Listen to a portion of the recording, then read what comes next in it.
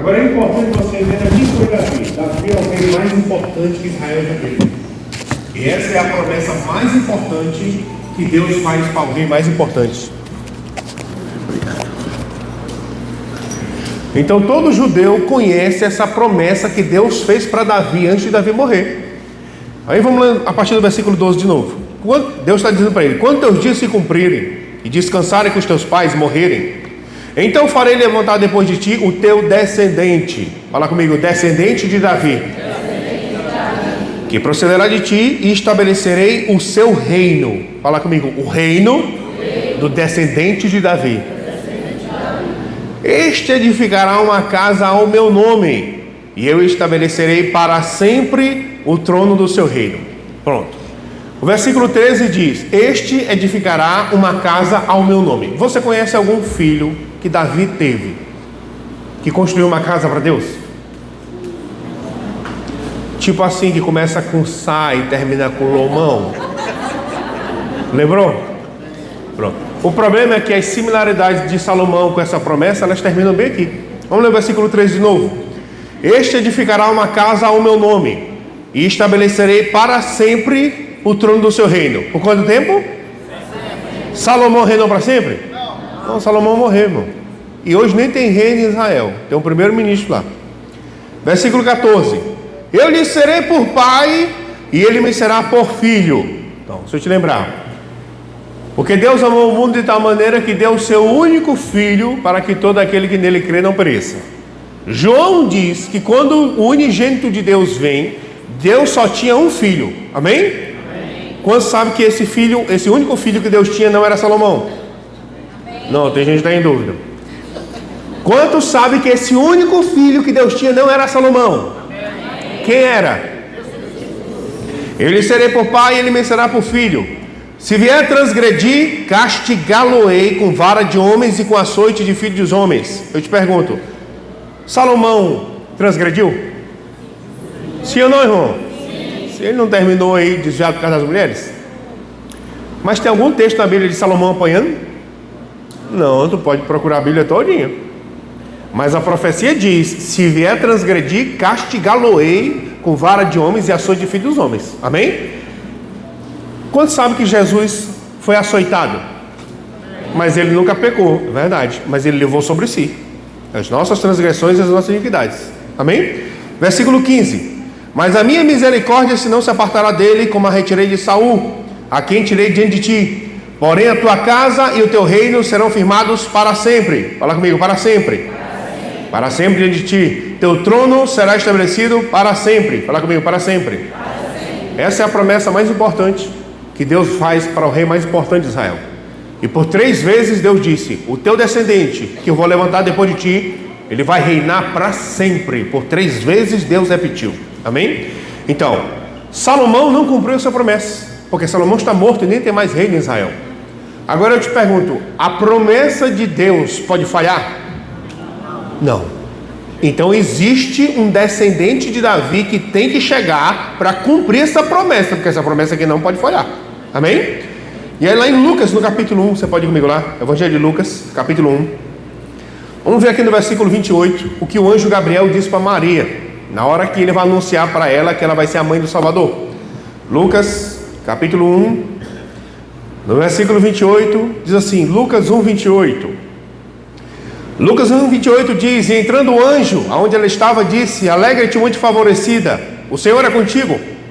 Ela, porém, ao ouvir esta palavra, perturbou-se muito, e pôs-se a pensar no que significaria esta saudação. Mas o anjo lhe disse: Maria, não temas, porque achaste graça diante de Deus. Eis que conceberás e darás à luz a um filho, a quem lhe chamarás pelo nome de Jesus. Este será grande, e será chamado Filho do Altíssimo. Deus, o Senhor, lhe dará o trono de Davi, seu pai. Ele reinará para sempre sobre a casa de Jacó, e o seu reinado não terá fim. Então olha o que o anjo disse para Maria: este lhe será chamado Jesus. Deus, o Senhor, lhe dará o trono de Davi, seu pai, e ele reinará para sempre. Amém? Preste atenção que Maria não perguntou para Gabriel assim: como assim Davi, seu pai? Porque eu não vou casar com Davi, eu vou casar com José. Amém?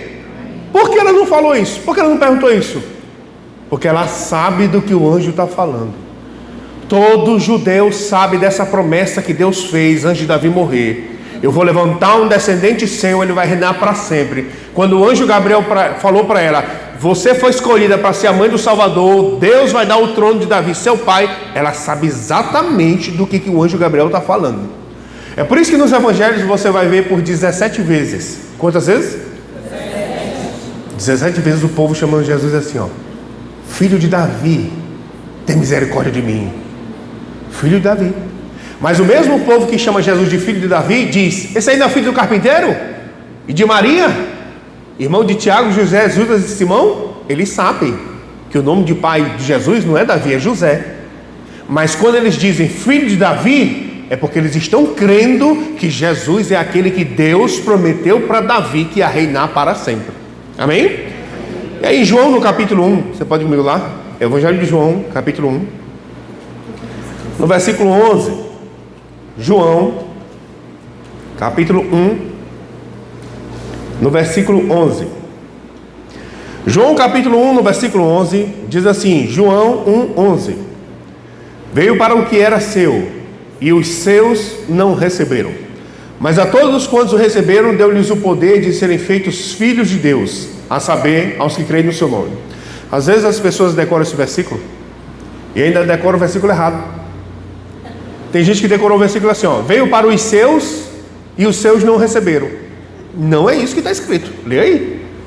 Ele não veio para os seus, ele veio para o que era seu, mas os seus não receberam.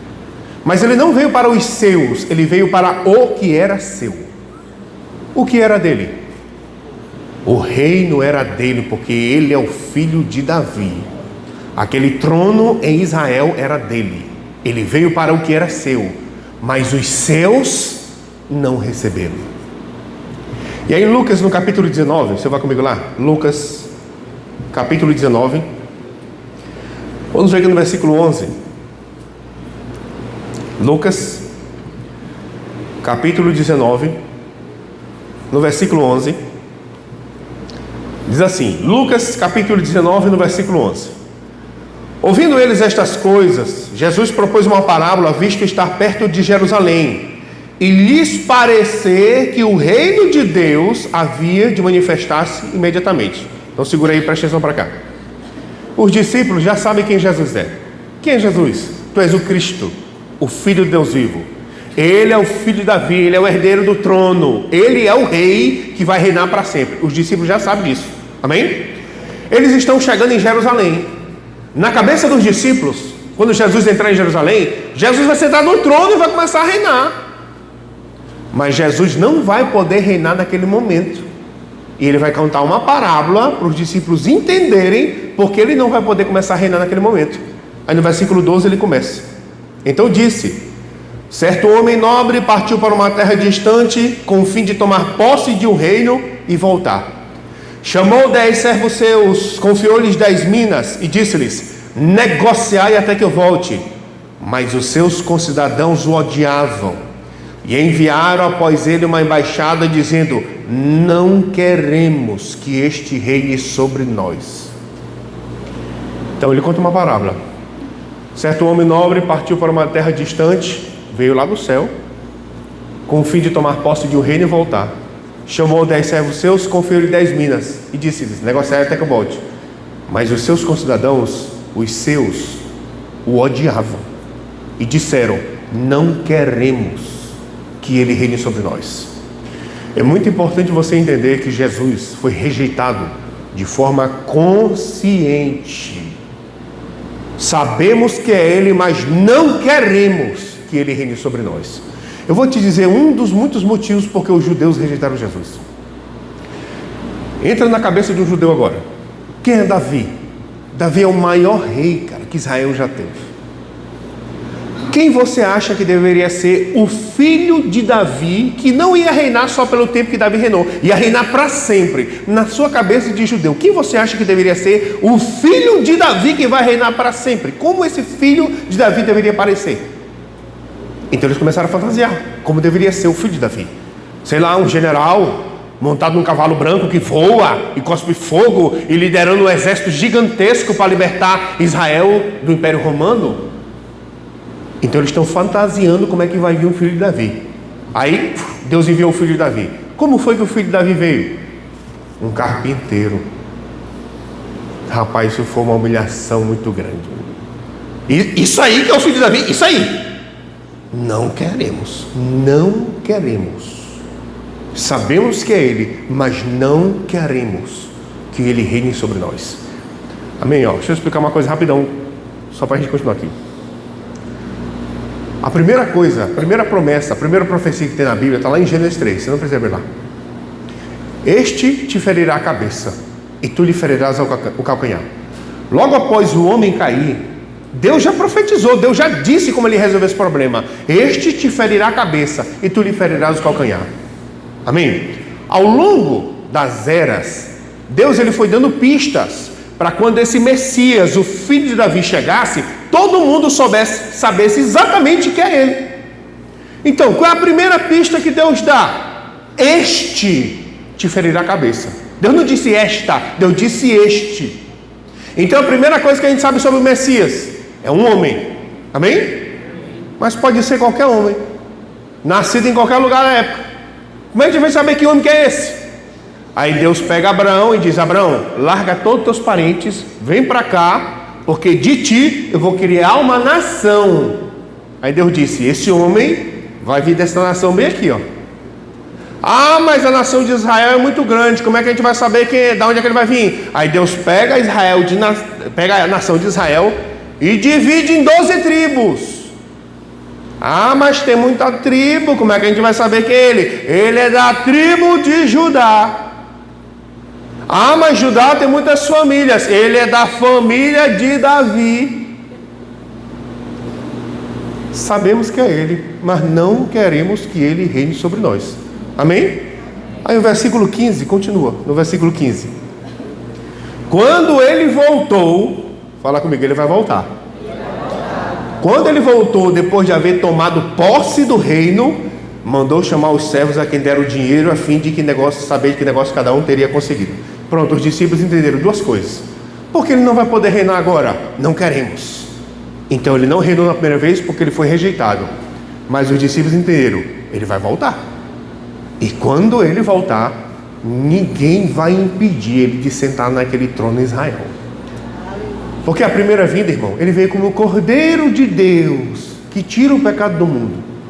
Na segunda vinda ele não veio assim não. Ele veio como o leão da tribo de Judá.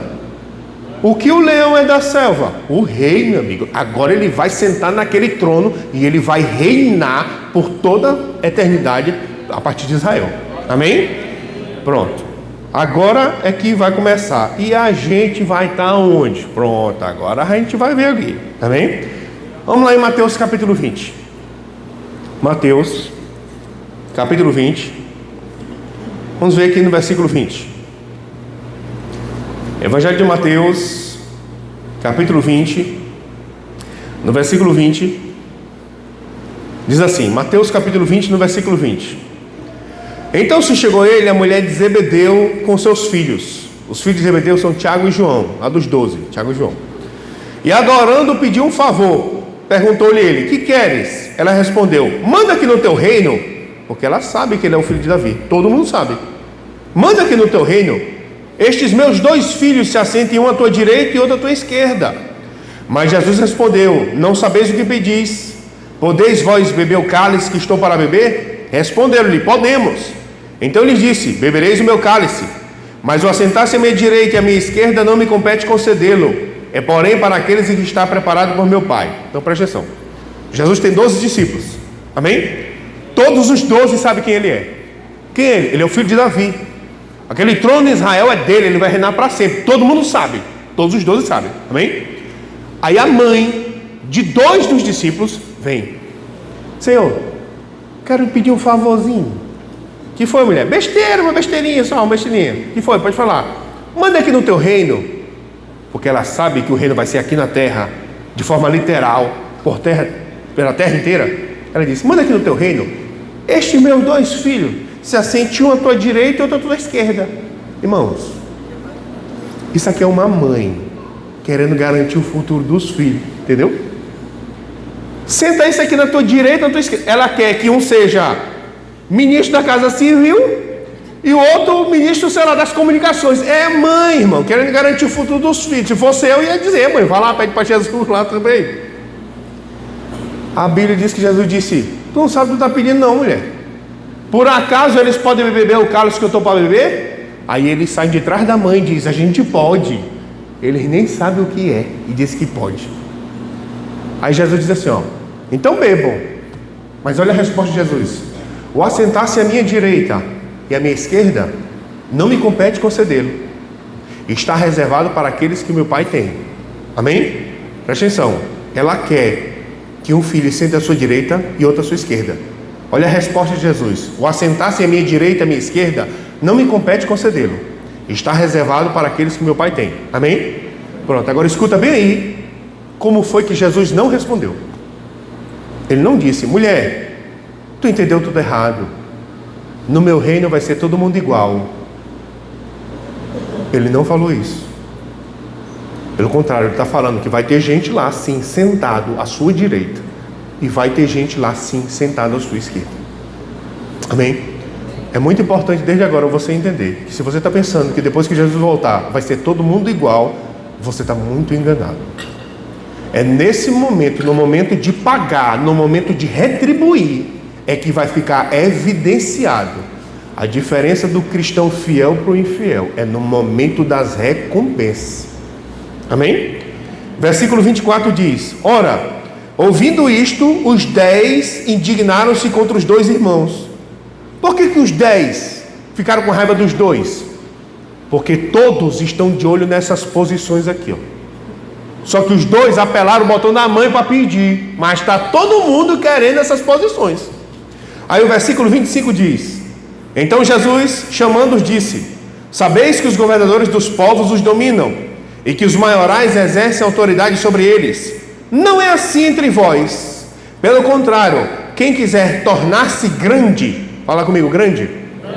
Quem quiser tornar-se grande entre vós, será isso que vos sirva. E quem quiser ser o primeiro, fala comigo, primeiro. Quem quiser ser o primeiro entre vós, será o vosso servo.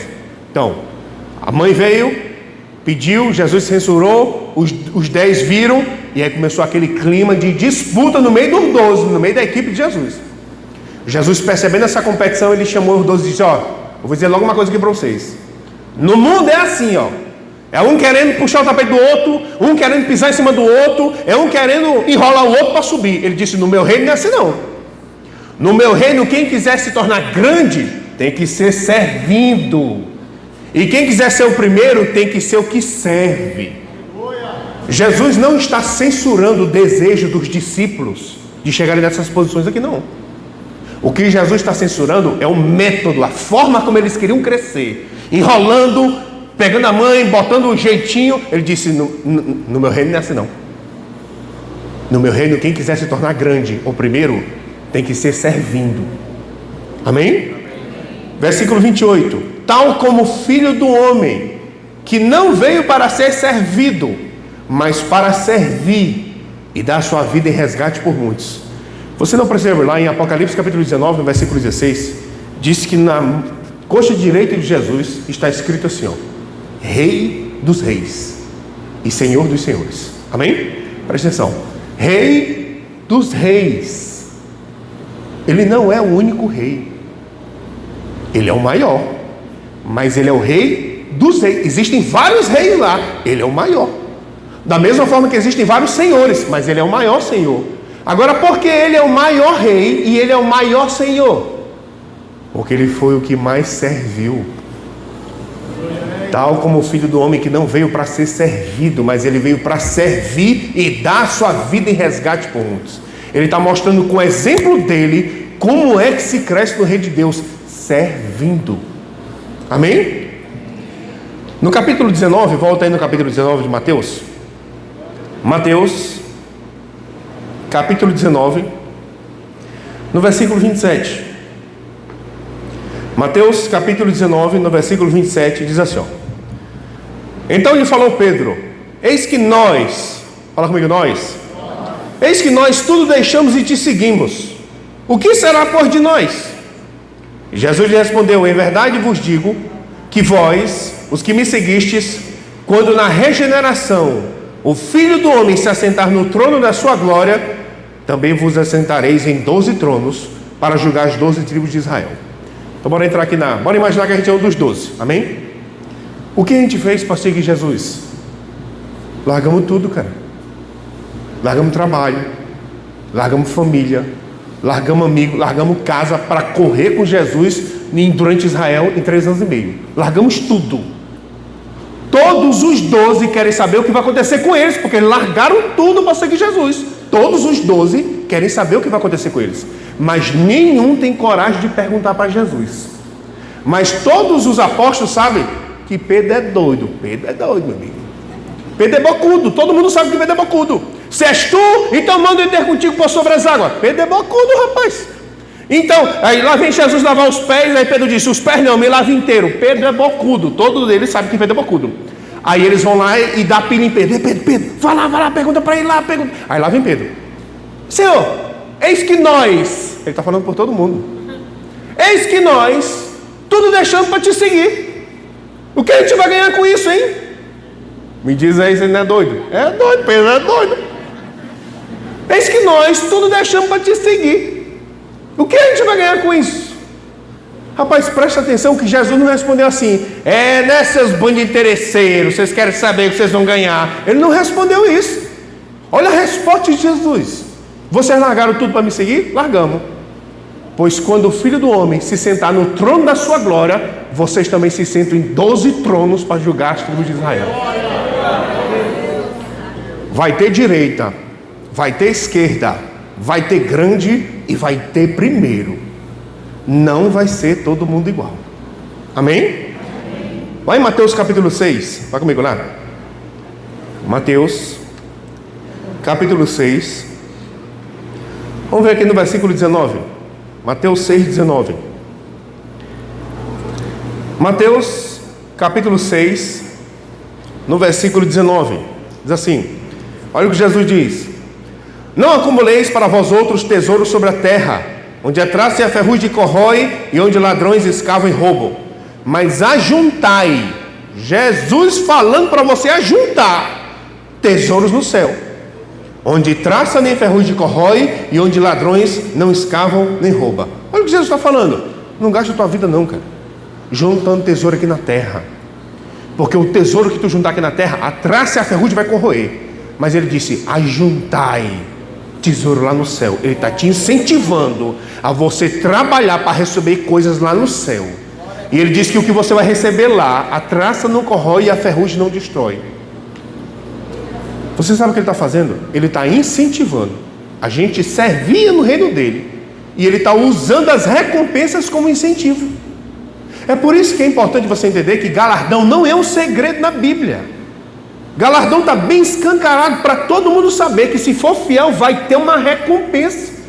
Quando você lê as parábolas de prestação de conta, parábola dos talentos, parábola das vinhas, parábola das minas, olha o que essas parábolas têm em comum. Primeiro, o senhor da parábola, ele é dono de alguma coisa: um campo, uma vinha, um talento. A segunda coisa que tem em comum é que essa coisa que ele é dono, ele confia nas mãos dos seus servos. A terceira coisa que tem em comum: depois de um tempo ele volta, presta conta e recompensa quem foi fiel. Galardão, recompensa por fidelidade, não é segredo, está escancarado na Bíblia, porque Deus usa as recompensas para nos estimular a gente servir no reino dele aqui na terra. Amém? Então, lá em João capítulo 12, você pode ir comigo lá?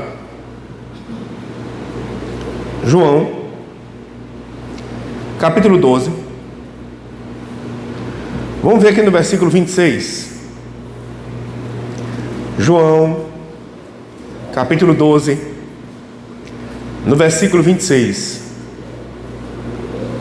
João capítulo 12, no versículo 26, Jesus diz assim: se alguém me serve, siga-me, e onde eu estou, ali estará também o meu servo.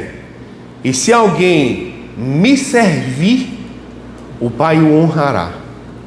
Se alguém me servir, o Pai honrará. Amém? Presta atenção. Não é se alguém me seguir. Ah, eu sou um seguidor de Cristo. Não, ele não está falando sobre seguidor. Ele está falando sobre servo. Se alguém me servir, o Pai o honrará. Existe um tipo de honra que Deus preparou, que só quem vai provar é quem serve a Ele. Quem não serve não vai provar. Não vai provar. Se alguém me servir, não é se alguém me seguir. Não, eu sou um seguidor de Cristo. Ele não está falando sobre seguir. Ele está falando sobre servir. Se alguém me servir, o Pai o honrará. Sabe, ao longo desse tempo que eu tenho ensinado sobre esse assunto, eu sei qual é a mentalidade do inferno que muitos cristãos abraçaram. Sabe qual é? Não quero saber de galardão, não. Se eu for só para o céu, já está bom demais. Eu sei, porque o diabo é o mesmo diabo em todo canto. No Maranhão, aqui no Rio Branco. É assim que ele trabalha. Mas está aqui Deus incentivando a gente com galardão, e o crente está desprezando o que Deus preparou para ele. Pois eu oro para esse engano ser quebrado na sua mente, e você sair daqui desejando receber o que Deus reservou para você. Amém? Vamos lá em Efésios capítulo 2. Efésios capítulo 2. Vamos ver aqui no versículo 8. Efésios capítulo 2, no versículo 8. Vamos ler esse texto aqui, bem famoso. Efésios 2:8. Porque pela graça sois salvos, mediante a fé. Isto não vem de vós, é dom de Deus, não de obras, para que ninguém se glorie. Bom, a maioria das pessoas lê só até esse versículo 9. Porque a salvação não vem de obras, é dom de Deus, não de obras para que ninguém se glorie. Então ele conclui assim: obras não importam. Eu não vou fazer nada, porque obras não importam. É verdade. Mas bora continuar aqui o versículo. Versículo 10 diz assim, ó: pois somos feituras dele, criados em Cristo Jesus, para as boas obras, as quais Deus de antemão preparou para que andássemos nelas. Então deixa eu te dar um resumo de Efésios 2. Obras não importa para salvação, irmão, porque a salvação é de graça. Você não faz nada para receber, você recebe de graça. Mas uma vez que você foi salvo, existem obras que Deus preparou de antemão para você andar por elas. E Ele vai comparar as obras que Ele preparou para você andar com as obras que você fez. É esse que é o resultado do julgamento que vai acontecer com você. Amém? Sabe, as pessoas, elas dizem assim, ó, os crentes lá do Maranhão: eu não estou fazendo nada assim para Deus, irmão, mas Deus conhece o meu coração.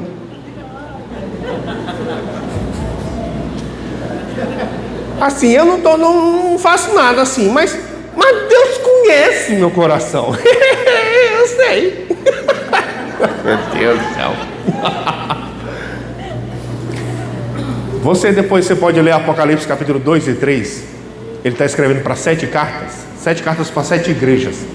Você vai ver escrito lá assim, ó, 7 vezes, ou 5, não me lembro agora: conheço as tuas obras. Conheço as tuas obras. Você vai ver ele escrevendo para a igreja de lá, disse assim, ó: conheço as tuas obras, que não és quente nem frio. Quem dera fosses quente ou frio, mas porque é morno, eu vou vomitar da minha boca. Presta atenção, presta atenção. Conheço as tuas obras e vi que você não é quente nem frio. Vou dizer de novo: conheço as tuas obras e vi que você não é quente nem frio. Você é morno. Como foi que Jesus identificou a temperatura espiritual daquela pessoa? Pelas obras. Conheço as tuas obras e eu vi que você não é quente nem frio. Amém? Ah, Deus conhece meu coração, com certeza, mas Ele está olhando para as suas obras. Conheço as suas obras, porque é pelas suas obras que você vai ser julgado. Amém? Irmãos, ó, se eu fui salvo e eu não estou fazendo nada para Deus, tem alguma coisa errada comigo. Porque eu vou te falar uma coisa: se o maior interesse de Deus fosse a nossa salvação, no dia que você fosse salvo, tu ia logo embora para o céu, rapaz. Deus te puxava logo. Por que você ainda está aqui? Pensa aí. Porque Jesus tirou nosso pecado. Ele não tirou nosso cérebro. Pensa aí. Por que você ainda está na terra mesmo salvo? Porque tem obras para o salvo fazer. É por isso que você ainda está aqui. Amém? Aleluia. Então, vamos ler novamente aquele texto que a gente leu ontem. Vamos lá em 1 Coríntios capítulo 3. 1 Coríntios capítulo 3. Vamos ver aqui no versículo 5. 1 Coríntios capítulo 3, no versículo 5 diz assim: quem é Apolo e quem é Paulo? Servos, por meio de quem crestes, isto conforme o Senhor concedeu a cada um. Eu plantei, Apolo regou, mas o crescimento veio de Deus. De modo que nem o que planta é alguma coisa, nem o que rega, mas Deus que dá o crescimento. Ora, o que planta e o que rega são um, e cada um receberá o seu galardão segundo o seu próprio trabalho. Porque de Deus somos cooperadores, lavouros de Deus, edifício de Deus sois vós.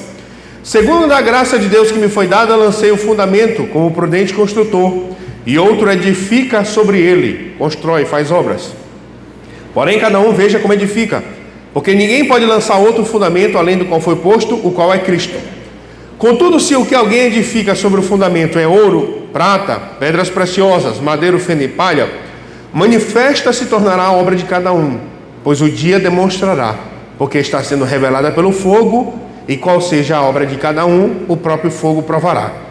Se permanecer a obra de alguém que sobre o fundamento edificou, esse receberá galardão. Se a obra de alguém se queimar, sofrerá ele dano, mas esse mesmo será salvo. Esse mesmo será o quê? Salvo. Todavia, como que através do fogo. Então, falamos um pouco ontem sobre isso. Esse é um pouco do julgamento da igreja, tribunal de Cristo. Nossas obras vão ser colocadas diante de nós. Jesus vai passar os olhos por ela, e pelo que sobrar, se sobrar, a gente vai receber galardão. E se queimou tudo, não sobrou nada, todavia ele será salvo. Amém? Vamos lá em Lucas capítulo 21. Deixa eu te mostrar aqui. Lucas capítulo 21. Vamos ver aqui no versículo 34. Lucas capítulo 21. No versículo 34, Jesus diz assim, Lucas 21, 34: acautelai-vos por vós mesmos, para que nunca vos suceda que o vosso coração fique sobrecarregado com as consequências da orgia, da embriaguez e das preocupações deste mundo, e para que aquele dia não venha sobre vós repentinamente como um laço, pois há de vir sobrevir a todos os que vivem sobre a face da terra. Só para você saber, ele está falando da tribulação aqui. Vigiai, pois, a todo tempo orando, para que possais escapar. Para que possais o quê? Para que possais o quê? Escapar de todas estas coisas. Quantas coisas? Todas essas coisas que tem de suceder, e está em pé na presença do Filho do Homem. Então Jesus está falando sobre um tempo que virá sobre toda a face da terra. E ele disse: acautelai-vos, para que você não fique embriagado com as orgias, com as preocupações, e que aquele dia te apanhe como um ladrão, porque aquele dia vai pegar todos que habitam na face da terra. Aí Jesus disse: orai para que possais escapar. Fala comigo, escapar. Ele não disse aguentar, ele não disse suportar, ele disse escapar. A gente pode escapar desse tempo terrível que vai vir sobre a terra. Amém? Ele disse escapar de todas essas coisas. Fala comigo, todas. Por que é importante você entender isso? Porque existe uma corrente de pensamento que diz que a igreja vai estar na tribulação. Mas Jesus disse: ora para que possa escapar. Ele não disse aguentar, ele não disse suportar, ele disse escapar. Sabe, tem gente que diz assim, ó: olha, esse pessoal que crê que a igreja vai ser arrebatada antes da tribulação, eles querem fugir. Eles são um bando de escapista. É assim que ele chama a gente, escapista. Irmão, Jesus que disse: ora para que possais escapar. Se pode escapar, para que eu quero ficar? Não, mostra que tu é macho e fica. Mostra tu e fica. Eu quero ir embora. Amém? Existe uma outra corrente de pensamento que diz: não, a igreja vai passar a metade da tribulação só. A primeira metade ela vai passar. Mas Jesus disse: ore para que possais escapar de todas. Ele não disse metade, ele disse de todas. Amém? Então ele disse que a gente pode escapar de todas essas coisas e estar em pé na presença do Filho do Homem. Então eu vou explicar. A gente é arrebatado antes da tribulação, escapa de toda ela, e logo após o arrebatamento a gente está no tribunal de Cristo, na frente de Jesus, prestando conta da nossa vida. Amém? Vamos lá em Mateus capítulo 25. Mateus capítulo 25. Vamos ver aqui no versículo 1. É só para você saber que mesmo lá no tribunal de Cristo, se as obras se queimarem, todavia ele será salvo. Mateus capítulo 25, no versículo 1 diz assim: então o reino dos céus será semelhante a 10 virgens. Fala comigo, 10 virgens. 10 virgens que, tomando as suas lâmpadas, saíram a encontrar-se com o noivo. 5 dentre elas eram nécias e 5 prudentes. As nécias, ao tomarem suas lâmpadas, não levaram azeite consigo. No entanto, as prudentes, além das lâmpadas, levaram azeite nas vasilhas. E tardando o noivo, fala comigo, noivo, foram todas tomadas de sono e adormeceram. Mas à meia-noite ouviu-se um grito: eis o noivo, saía a seu encontro. Então se levantaram todas aquelas virgens e prepararam as suas lâmpadas. E as nécias disseram às prudentes: dai-nos do vosso azeite, porque as nossas lâmpadas estão se apagando. Mas as prudentes responderam: não, para que não nos falte a nós e a vós outras. E diante aos que vendem, comprai-o. E saindo elas para comprar, chegou o noivo. E as que estavam apercebidas entraram com ele para as bodas. E fechou-se a porta. Mais tarde chegaram as virgens nécias, clamando: Senhor, Senhor, abre-nos a porta. Mas ele respondeu: em verdade vos digo que não vos conheço. Com base nesse texto, e somente nesse texto, existe uma teoria chamada de arrebatamento parcial. O que é um arrebatamento parcial? Somente os crentes ultra santos vão ser arrebatados. E os que são mais ou menos vão ficar na tribulação para sofrer no anticristo e ser purificado do pecado. Então, com base nessa passagem, nessa parábola, eles montaram essa teoria. Quem é que vai ser arrebatado? Os ultra santos, os que flutuam.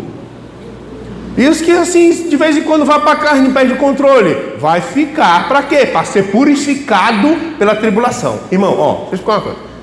Se sofrimento pagasse pecado, Deus não ia enviar Cristo. Ele enviava logo o anticristo. Bota o povo para sofrer, para pagar pecado, irmão. Amém, irmão? A gente não está acreditando. Existem pessoas que acreditam que galardão, que o arrebatamento faz parte do galardão. Mas, irmão, galardão é a palavra grega mistos, que significa salário, pagamento por serviços prestados. Amém? Em nenhum lugar arrebatamento é um pagamento, irmão. O que o arrebatamento é? Favor imerecido. Tu merecia ser salvo? Alguém que merecia ser salvo? Ninguém merece ser salvo, ninguém merece ser arrebatado. Vai ser arrebatado pelo favor. Amém? Presta atenção. Quando você nasceu de novo, seu espírito foi salvo. Amém? Nós vimos ontem que no arrebatamento, quando Jesus vier buscar a igreja, seu corpo vai ser salvo, porque ele vai trazer um corpo novo para você. Do jeito que você não merecia ter seu espírito recriado, tu não merece, irmão, ter um corpo glorificado. Tu vai receber pelo favor. Amém? Então, eu sei que isso aqui é uma lata de minhoca, mas eu vou só resumir ela. Quem é que vai ser arrebatado? Quem é salvo.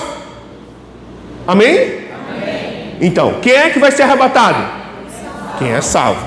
Teve arrebatamento, ele ficou. Então não era. Ok.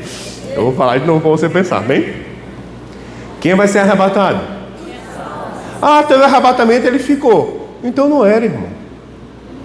Porque quem é salvo, quem tem o Espírito dentro, que o Espírito é chamado de o selo, o penhor de garantia. Ele é a garantia que nós somos propriedade exclusiva de Deus.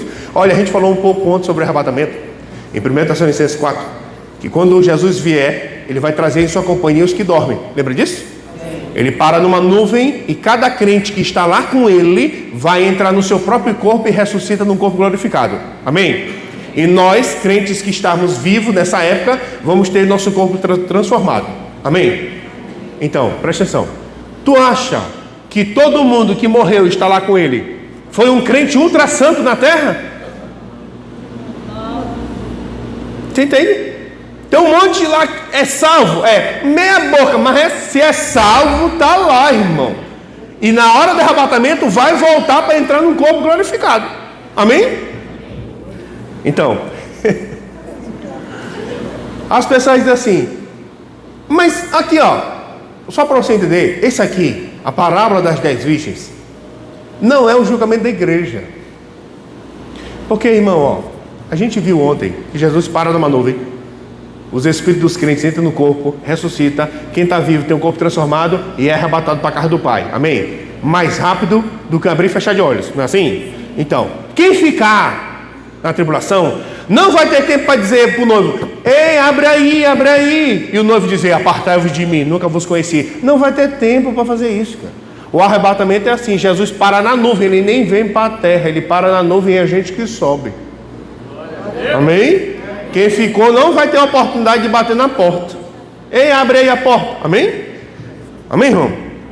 Então, só para você saber. Então, e aqui, essa parábola das 10 virgens não é igreja. As virgens não é igreja. Não. Por quê? Ó, Jesus, ele é o autor e consumador da nova aliança. Amém? Tem quantas virgens nessa parábola aqui? 10. Em toda nova aliança é ensinado assim: um noivo que tem 10 noivas, ele é um prostituto. Tu não está acreditando, né? Irmão, você não pode ter mais de uma mulher, amém? Amém? Na nova aliança. Aí Jesus não deixa a gente, Jesus vai arrumar 10 para ele. Tu acha, irmão?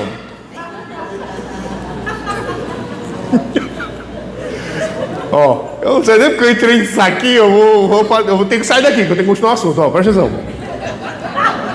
Nessa parábola aqui, fala comigo, tem um noivo e 10 virgens. Não tem noiva na parábola, pode ler aí. Tem gente que não está acreditando. Fala de novo, tem um noivo e tem 10 virgens. Jesus não vai casar com as virgens. Porque ele não é muçulmano, ele vai casar com uma noiva. Amém? E não tem noiva na parábola, tem 10 virgens. Então nessa parábola, ou Jesus não é o noivo, ou a igreja não são as virgens. Amém? Por que as pessoas querem dizer que a igreja é virgens? São as virgens?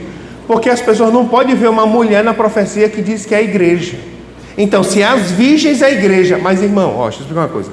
Virgem não é um substantivo feminino, não. Porque eles dizem assim, ó, a igreja é feminino, o Israel é masculino. Então, para ser uma sombra de Israel, tem que ser alguma coisa masculina. E para ser uma coisa da igreja, tem que ser feminina. Então, toda vez que aparece uma mulher, é a igreja. Mas, irmão, virgem não é um substantivo feminino. Quer ver, ó? Se uma mulher nunca teve relação sexual com nenhum, ela é chamada como? Como?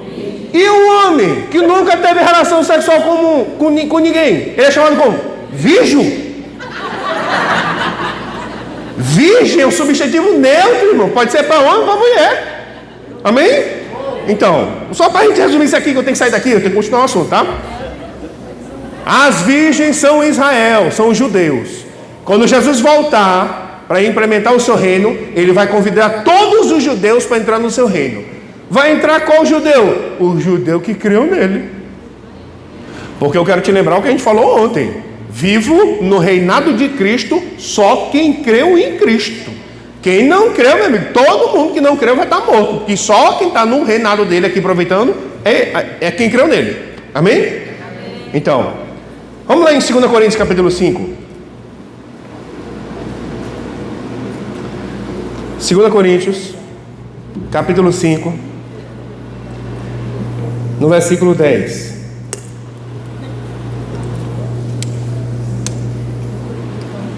Quantos aqui vão ficar felizes quando Jesus vai voltar? Então, tu vai ficar feliz? Entendi, não entendeu, ó. Não pegou a revelação, mas entendeu. Quantos aqui vão ficar felizes quando Jesus voltar? A gente vai subir feliz, amém, irmão? Tem gente que está pensando se vai ficar ou vai subir. Vamos lá em 2 Coríntios, capítulo 5. 2 Coríntios, capítulo 5, versículo 10. 2 Coríntios, capítulo 5, no versículo 10, Paulo diz assim: porque importa que todos nós compareçamos perante o tribunal de Cristo, para que cada um receba segundo o mal que tiver feito. Fala comigo, obras, por meio do corpo. Então, no tribunal de Cristo é que vão ser distribuídos esses galardões. Amém? Vá lá em Apocalipse capítulo 2. Apocalipse capítulo 2. Vamos ver aqui no versículo 8. Apocalipse capítulo 2, no versículo 8. Apocalipse capítulo 2, no versículo 8, Jesus diz assim, ó: ao anjo da igreja em Esmirna, escreve: estas coisas diz o primeiro e o último, que esteve morto e tornou a viver. Conheço a tua tribulação, a tua pobreza, mas tu és rico, e a blasfêmia dos que a si mesmos se declaram judeus e não são, sendo antes sinagoga de Satanás. Não temas as coisas que tens de sofrer. Eis que o diabo está para lançar em prisão alguns dentre vós, para seres expostos à prova, e tereis tribulação de 10 dias. Sê fiel até a morte, e dar-te-ei a coroa da vida. Quem tem ouvidos ouça o que o Espírito diz às igrejas: o vencedor de nenhum modo sofrerá o dano da segunda morte. Presta atenção. Jesus aqui está prometendo duas coisas para a igreja. Amém? Fala comigo. Coroa da vida e não sofreu o dano da segunda morte. O que é a segunda morte? O próprio livro de Apocalipse vai falar que a segunda morte, ou morte eterna, é o lago de fogo e enxofre. Amém? Então presta atenção. Para toda a igreja está prometido que ele não vai sofrer o dano da segunda morte. Pelo contrário, ele vai estar com Cristo na Nova Jerusalém. Amém? Então presta atenção para cá, ó. Para toda a igreja está prometido que ele não vai sofrer o dano da segunda morte. Amém? O que é que eu faço, Jesus, para não sofrer o dano da segunda morte? O que eu faço para não ir para o lago de fogo? Nasce de novo, meu filho. Amém? Então, para toda a igreja está prometido que não vai para o lago de fogo. Amém? Mas coroa da vida não está prometido para toda a igreja, não. Tereis tribulação de 10 dias. Seja fiel até a morte, eu te dou a coroa da vida. Então Jesus está prometendo duas coisas aqui. Obrigado. Para toda a igreja está prometido: não vai para o lago de fogo. Nasceu de novo, vida eterna. Amém? Mas para receber coroa da vida, não é só nascer de novo, não, cara. Você vai ter que fazer algumas coisas. Você vai ter tribulação de 10 dias. Seja fiel até a morte, e você vai receber a coroa da vida. No tribunal de Cristo, Jesus vai entregar 5 tipos de coroas. O primeiro tipo de coroa está aí, coroa da vida. Ela vai ser entregue para quem? Para quem é fiel nas tribulações. Eu não sei se você já viu aqueles vídeos onde o Estado Islâmico fazia. Vestiu o cristão de macacão laranja e fazia um vídeo cinematográfico de como matava ele. Alguém já viu uma coisa assim? Você nunca se perguntou por que Jesus não manda um raio lá do céu e mata ele e liberta o cara da jaula? Irmãos, eu sei que é um pouco difícil a gente entender com a nossa mentalidade, mas deixa eu te falar uma coisa aqui para você pensar, e pensar por muito tempo. Deus está mais interessado na tua eternidade, em como vai ser a tua eternidade, do que os teus 100, 120 anos aqui na terra. Você sabe o que cada um daqueles ali vai ter no tribunal de Cristo? Coroa da vida, porque foi fiel até a morte. Cada um deles vai receber uma coroa da vida naquele dia.